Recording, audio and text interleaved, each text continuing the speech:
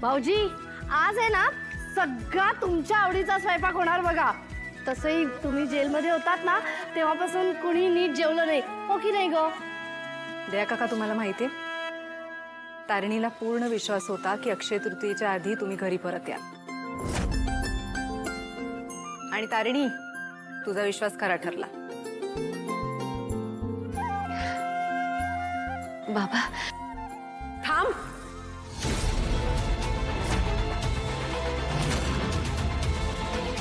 पत्नी काय काय असं काय काय झालं? काय झालं?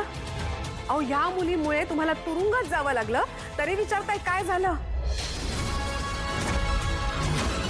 तुमच्यावर जी वेळ आली आहे ना ती या मुलीमुळे आली आहे।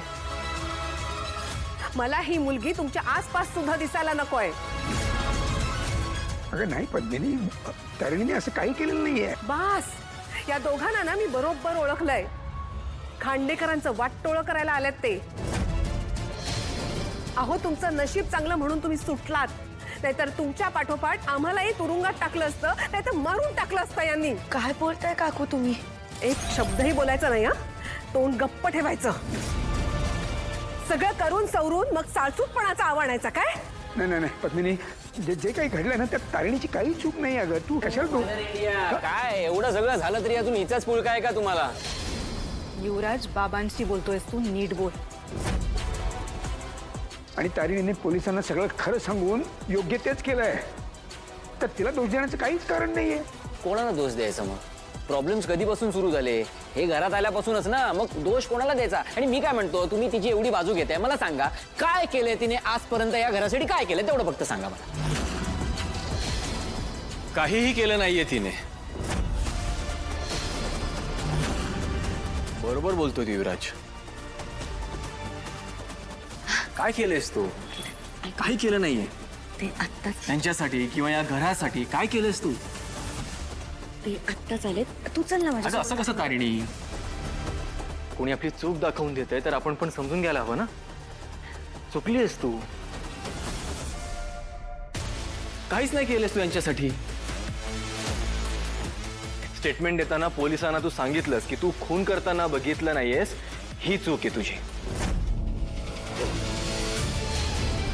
MNNचे सगळे एम्प्लॉई जेव्हा कंपनी सोडून जात होते तेव्हा तू त्यांना समजवलंस, तुझ्या सांगण्यावरून ते थांबले, ही चूक आहे तुझी। बाहेर लोक सुद्धा माझ्या बाबतीत नको नको ते समज करून बसले होते। सगळ्या बातम्यांमधनं सुद्धा माझी बदनामीच होत होती। कोणी माझ्यावर विश्वास ठेवेल अशी आशाच सोडली नव्हती मला। तू सुद्धा माझ्यावर विश्वास ठेवणारच नाहीस असंच वाटलं होतं मला।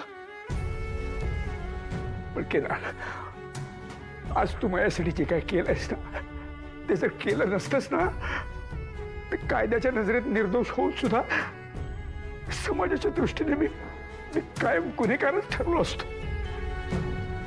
घरातून बाहेर पडणं सुद्धा मुश्किल झालं असतं, माझं कठीण होऊन बसलं असतं। पण नाही रे बाळा, तू आज मला समजून घेतलास, सांभाळून घेतलास, एक आधार म्हणून या बापाच्या मागे खंबीरपणे उभा राहिलास तू। एवढंच नाही, एमिनेंटच्या माध्यमातून ती सगळ्या जगासमोर आणलीस, त्यासाठी खूप खूप थँक्यू बाळा। आणि कौशिकीने मला सगळे व्हिडिओ दाखवले ना, मी बघितले सगळे व्हिडिओ। थँक्यू म्हणायची गरज नाहीये। मी MNNचा एम्प्लॉई आहे आणि MNN नेहमी सत्याच्या बाजूने उभं असतं, तेच मी केलं। फक्त माझं कर्तव्य पार पाडलंय। अरे त्यासाठी मला तुझं कायम अभिमानच वाटत आलाय। पण एक सांगू,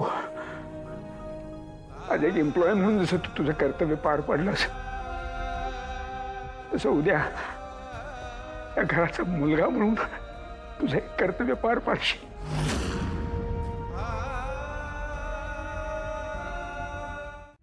मला काय वाटतं बाबा, तुम्ही पूजा करून घेता का? नाही म्हणजे केदारला माहित पण नाहीये ना पूजा कशी करायची ते, म्हणून। त्यात दयानंद खांडेकरचे डोळे चेक करा कोणीतरी आधी। सगळं समोर आहे तरी दिसत नाहीये या माणसाला। उद्या त्या दोघांनी मिळून जरी ढकललं ना तरी वर येईल आणि त्यांनाच खांद्यावर घेईल। आणि यांना पूजेला सुद्धा त्यांनाच बसवायचंय. मग आपण काय इथे टाळ कुठत राहायचं का? करू दे, त्यांना काय करायचंय ते करू दे. बापरे, तू पण त्यांच्याच बाजूने झालीस की काय? म्हणजे काय, मला काय कळत नाही तुला काय म्हणायचं काय? तू विसरतोयस मी तुझी आई आहे. 4 पावसाळे जास्त पाहिलेत मी. ह्या पद्मिनी खांडेकरला गुंडाळणं हे त्या काल आलेल्या मुलांचं काम नाहीये. करू दे त्यांना काय करायचं ते, पण त्यांचं काय करायचं हे मला चांगलंच माहितीये.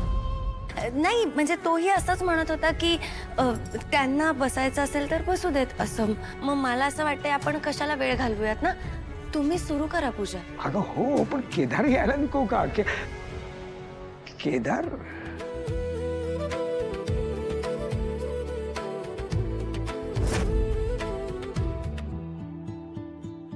किती छान दिसतोयस तू.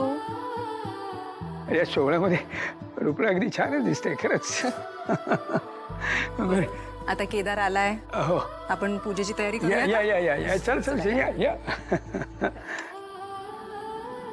बॉसची ऑर्डर आहे, फॉलो तर करावीच लागेल.